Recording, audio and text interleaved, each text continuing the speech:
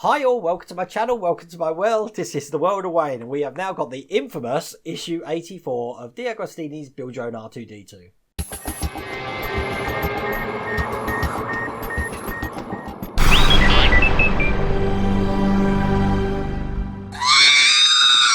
Okay, so we're going to be mucking around with clutches and all sorts of weird and wonderful gumph, and apparently everything's going to go absolutely wrong. Look, this is everything that we've got at the moment, as you can see.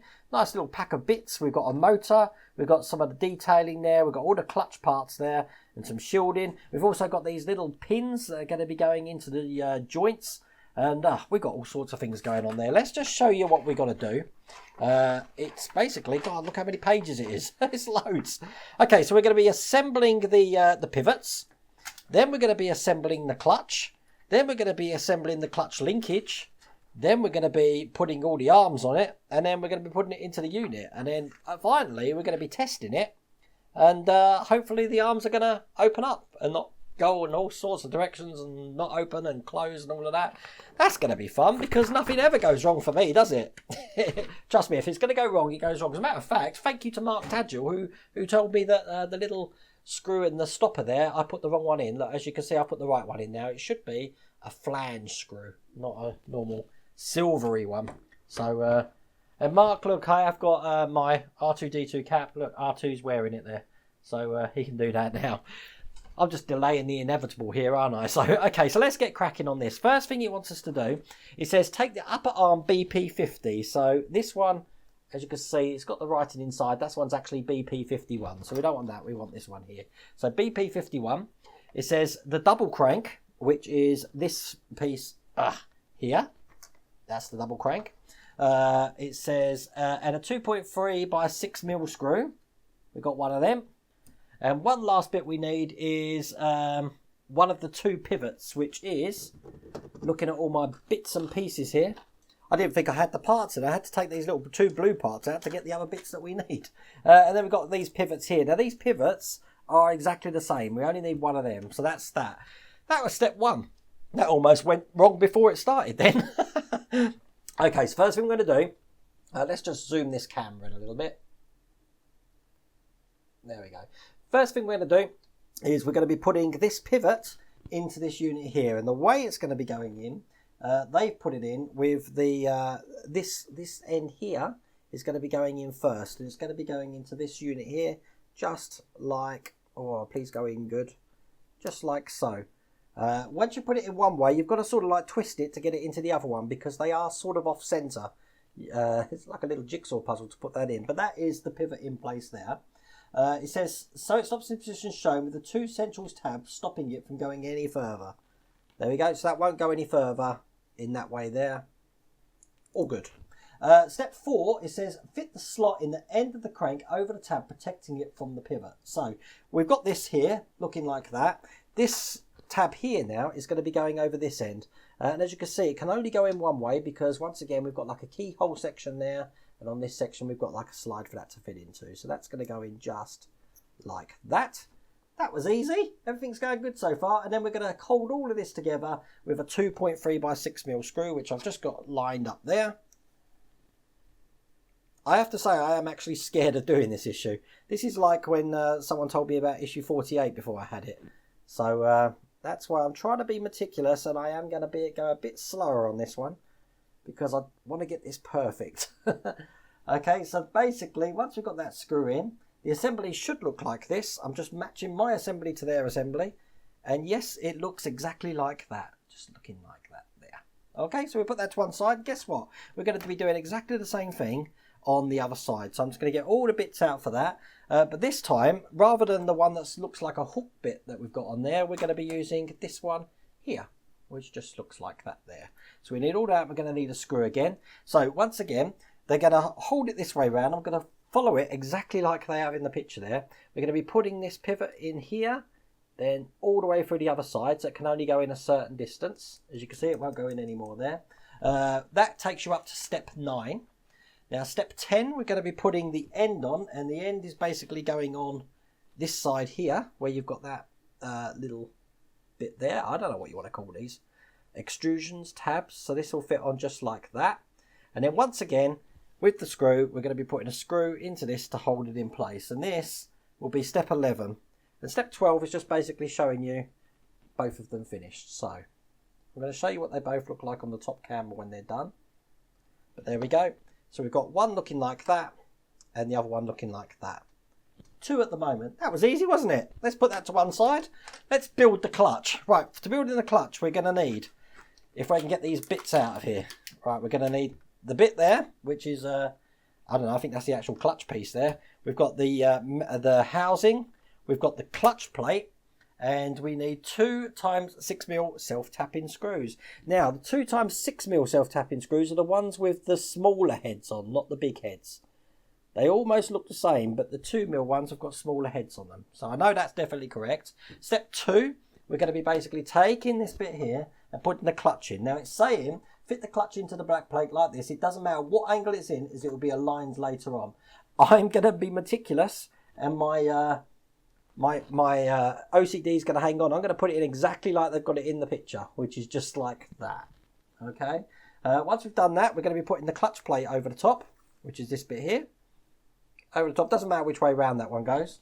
And that was step 4. And step 5 is we're going to be screwing these in with these 2 times 6mm screws. I am trying to get the right screws this time. I am aware in the last few issues I've not gave you those screws. But let's get this in. I'm also conscious actually, these being 6mm screws, these are definitely the screws that we need. They're probably going to come out the bottom actually. Let's have a look. I don't know, just a little bit perhaps, but quite flush. Let's get the other one in there. Nice and tight, and then that's the clutch done. Oh look, my magnetic screwdriver just wants to put it in a different place. So once we've got that, that'll take it up to step 6, and then that is the clutch completed. That was a nice simple thing, wasn't it? Looking just like that. Okay, now we're going to assemble the clutch linkage. You can just see this is going to be getting really, really crazy now. So we need the centerpiece. We need the first piece here, which is of a certain, I'm just seeing if it doesn't really matter what way round it goes, I think. We'll see that when it comes to fitting them. And we've got the longer piece here, which is this one here, and we're going to need 2 pivot pins, which are these 2 here. Okay, here we go. This is where things are going to get fun. Okay, first thing we need to do is we need to put this, what do they call it, a clutch lever. It's got a shaped recess on this side here. It's just going to go into the top, just like that. When it goes in, as you can see, it doesn't go all the way down. It just sits over the top, just like that. Once we've done that, we need to keep this in place. So we're going to be doing that by a 2.3 by 6mm screw. By now, you should know what they look like. Make sure that it's the one without the flange. And I'm putting that in the centre there. And I'm keeping it sort of like parallel to the unit there. So it's looking just like that. Okay. Once we've done that, we're going to be putting the first of the, what do they call them? First of the pivot pins in. Now the way they're doing it is they're holding it upside down just like that. And they're putting it in from the bottom there. So when we have this in, now I've heard these are a bit of a pain to get in. So let's see how we get on with them. I'll tell you what, that isn't easy to put these in, but once you've got it started, it's easy to actually push it all the way through, just like that. Okay, but that isn't easy at all. I don't mind saying that. It says take either of the con rods and fit the eye in the other end of the pivot. So it doesn't matter which side we use. Obviously, when we actually go to mounting this, we'll be having this a certain way round anyway. So it doesn't matter which side we use. I'm going to use the shorter one, I think, on this one here. And that's just basically going to go over the top here. I think to actually put this in, it's probably best if I hold this down onto my unit there. And then I push this into place just like this. There we go. And that's the linkage in, just like that. Okay, that was hard. Okay, we're going to do the same to the other side. So once again, this pin is going to be going over through this side here. I might cut away because this is hard to get in. I found the easiest way actually is to balance the pivot pin on the bottom and then push that down onto there. So once we've got that, we're going to be putting the other side in here. And this is basically going to be going on the top. So once again, I can just push that down onto it by keeping that on the floor there and then pushing that in. Make sure it goes all the way through. So it's looking like that. So there's no bends or anything like that. All those pins are all the way through. Once we've done that, that's up to step 9. I can see why this is the tricky bit now. Now we're going to be needing the arms that we're going to be attaching to it, which are these 2 bits here. So the way they've got it is they've got the shorter arm on the left here. I'll show you on the top camera.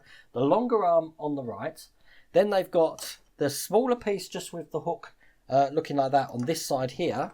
And then on the other side, we've got the other piece, which is sort of like, what direction they've got it going in. Sort of like that direction there, just like that. Oh, this is going to be fun. Right, so we're going to be using more of these panel pins, which are a pain in the neck. It says fit a pivot pin down through the end of BF42. BF42, just looking at this, is the longer one. There. So I'm going to be putting a pin in this, and the pin, I want to make sure I'm putting the pins in the right way. If the unit's like this, the pin's going to be going in through the top. So I'm going to put this over. I'll show you what I mean in a second. Let's see if this works, getting this in first time. Hope you can see this. You just got to make sure it's balanced, and then there we go. That's the pin in.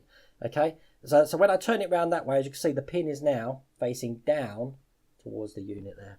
Okay, so once we've got that, we put that pin in. It says we're going to be putting it through the single crank. So now this single crank here is going to go up through the pin here. So once again, I'm going to hold it that way round, because the easiest way to connect these, I don't think I'm going to have that luxury this time actually, is this way here, making sure it's on the right way. There we go, and that's in. So that's that bit in just like that. Right, more of these pins. Let's do the other side. Right, the other side goes slightly different. So from where the clutch linkage is here, as you can see, we've got that here. The actual pin's going to be going through the top and down. So just it's round the different ways. So I'm going to get this in. So you can show you what you mean. So you can see, so this pin here went through the bottom. Went through the bottom up. This one here is going from the top down. Okay. Actually, no, they're both the same actually on both sides. You see, they are alternate from what we have there. And then we're going to be putting this piece in as well. Now, making sure we put this bit in the right way. I'm just double checking how we've got this. This is going to be going into just this bit just here like that. It's probably best on the top camera there. So I'll get this in as well. This is going to be hard, I reckon, but we'll give it some brute force and see how we get on. Okay, I think one of the most important things you can do on this is to make sure you've got the linkages completely right. And I want you to see that probably on this image here of how the bars are either going on top or below this unit here. If I put it the way around, it's going to go there. As you can see, the bar on the left here is going underneath the unit. The bar on the right here is going above the thing. I think that's really important when we actually come to put this on the actual main unit, which I'm just going to bring over here now. This is the main unit. Once we've got that, what we're going to do is we're going to start putting this in. So to get these in, we basically feed them through the longer bit there, and we do the same on this side, which has just gone in. And then as we flatten them down, they sort of like want to go themselves. As a matter of fact, look, I've just twisted the whole thing around. This it might help if you put it in so it's not twisted like that. There we go, that's better. So try again. Put that one in just like this, and then this one in over here just like that, without it being all twisted. And then these can fit in these little sort of like holders on each side here. So I'm going to put the first one in here and here. And there we go. And they're in absolutely perfectly. They should sit in quite flush themselves, as you can see from the top camera there. Oh, they've just dropped out again. Now, the reason they're dropping out is because we haven't put the mounts in. So what we're going to do is we're going to put the mounts in for these. So let's get that in now. Put these nice and tight, just like that. And the mounts are basically these things over here. So the first one will be going in this side just like this. Oh, other side, sorry. Let's go and get the other one. There's 2 of these. You need to make sure you put the right one in. One's called LP48, one's called LP49. LP48 goes in the left side as you're looking at the unit, I suppose. Okay, so we make sure that goes in right there. Put that in. There we go. And then once we've got some screws in, that's going to hold that in place for us. So let's put that one in. And then obviously the other one's going to be going on the other side just over here. Now these are secured down with the usual 2.3 by 6mm screws. So I'll get this one in first. Get this loaded up, and then that's the first mount on. Nice and tight this can go, because obviously we don't want these things springing out. There we go. So that's perfect on that side, and then we're just going to put the one on this side. We're going to get this attached down as well. So one screw in first. Make sure it's lined up, which it is. And then we put the second one in. Now this was basically all the way up to stage 9, getting the last one of these in. And then after that, we're going to have the fun of trying this thing out. So nice and tight. There we go. So we've got these in place just like this now. Now what we need to do now is we need to make sure that this clutch point here in the middle is centered. So I'm just having a spin around for it because we need to make sure this is perfectly flush when it comes to putting the motor in. And what we're going to need now, these two blue parts here, we're going to need the motor, and we're going to need two 1.6 by 3 mil countersunk screws, which I believe are the really tiny ones that we had that issue. So I've got one there and one there. All right, that's the really tiny ones. Just getting these together. So we need two of those, and we also need 6 of the normal self-tapping ones. So we've got 1, 2, 3, 4, 5, 6. There we go. They're all the screws we're going to need for this one. What we're going to do is we're going to be taking this piece here, looking just like that. Doesn't say which way, does it? We've got the flap on that one. So the motor can only go in one way for this because you've got a hole just down the end there. So we're going to be putting the motor in, making sure we put the motor in the right way. Now the way they put it in, just having a look. Which way is it? Let's have a look. They put it in with the writing facing down on this motor. So we've got writing on this motor. They put it in facing down just like that. And that's just going to sit in just like that there. And we're going to screw this into place on this side here with those really tiny screws that we've had. So let's do that now. You just know I'm going to have problems with these screws because they are really tiny. That's the first one. And we've got that one in perfectly. And we'll just load the second one up. Please work. I've been doing the prayer to see if this works. I suppose if it doesn't work, then you can see how to fix it if in a minute, because I'll have the same problem. Didn't work, have to fix it. Once we've got those 2 screws in, we're going to be putting the top part over this, just like that. So it looks like that there. And this is going to be secured in with 2 of the 2.3 by 6 mil screws. I certainly do talk a lot when I'm doing these, just seeing what way round it goes. It's actually screwed in from this side. So we're going to screw those in now. Make sure you screw it in from the right side. Okay, that's the first one in. One more. Put the second one in. Whoops, the daisies. This is the second one. It's going in just like that. There we go. I've still got 2 pins. I don't know what they're for. I might have to read through the instructions to see these pivot pins here. Perhaps they're spares. No idea. I've only used 2, so there we go. So the motor, as you can see here, it's got a. This is all going to be to do with step. Oh god, let's have a look.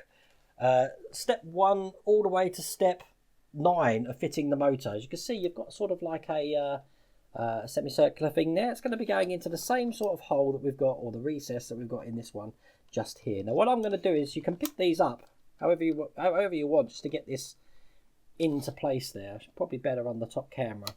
So let's just see what way. It's actually that way round. I've got it right. There we go. So that's the motor into place, and you can spin that as much as you want just to get this lined up.